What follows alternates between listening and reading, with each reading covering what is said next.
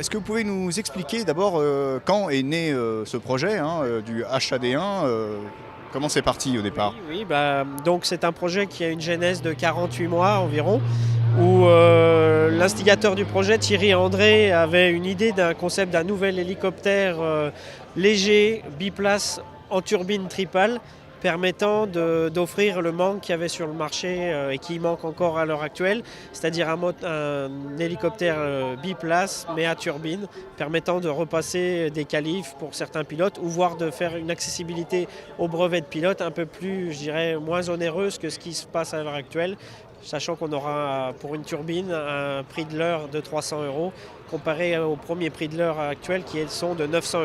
On a la cabine la plus vaste qui existe, 1,60 m de largeur au coude.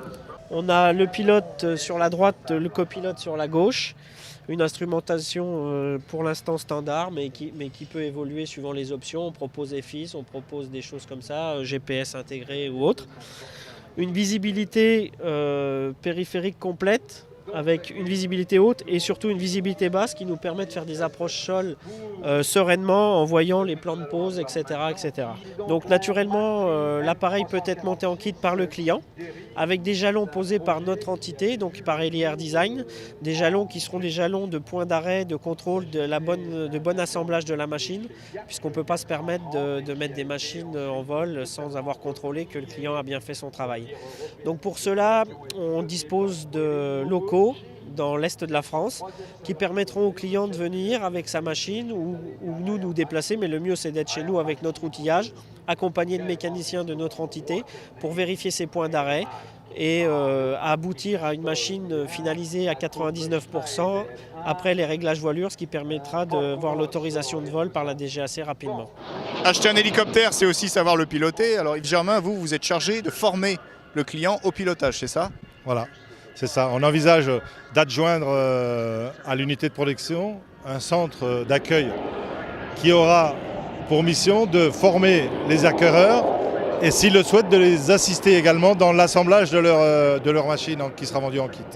Voilà, donc. Comment ça se passe? Moi je suis client, on achète d'abord l'hélicoptère et après on vient vous voir? Vous achetez l'hélicoptère, comme vous êtes obligé de l'assembler vous-même parce qu'on est dans la formule de l'appareil vendu en kit sous la réglementation du CNSK.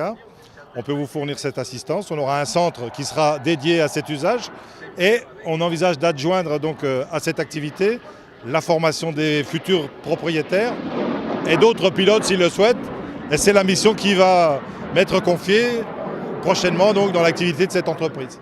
Mais je peux n'avoir jamais piloté, ne pas avoir de brevet de pilote. Je suis totalement novice, je peux vous venir vous voir. Vous pouvez venir me voir si vous n'avez jamais piloté et 45 heures plus tard, vous pourrez partir tout seul dans la machine que vous nous aurez achetée si c'est vous l'heureux propriétaire.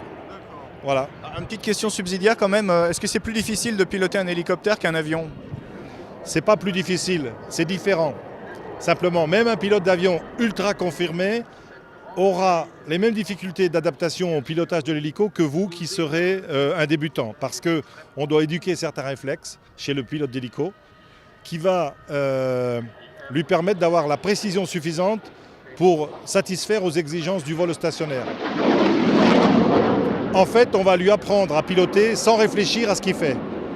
Et c'est uniquement en s'affranchissant de cette petite phase de réflexion qu'on a la précision suffisante pour faire le vol stationnaire. Mais après, c'est exactement comme un avion, c'est pas plus difficile. Mais je pense, moi, que c'est nettement plus sympathique.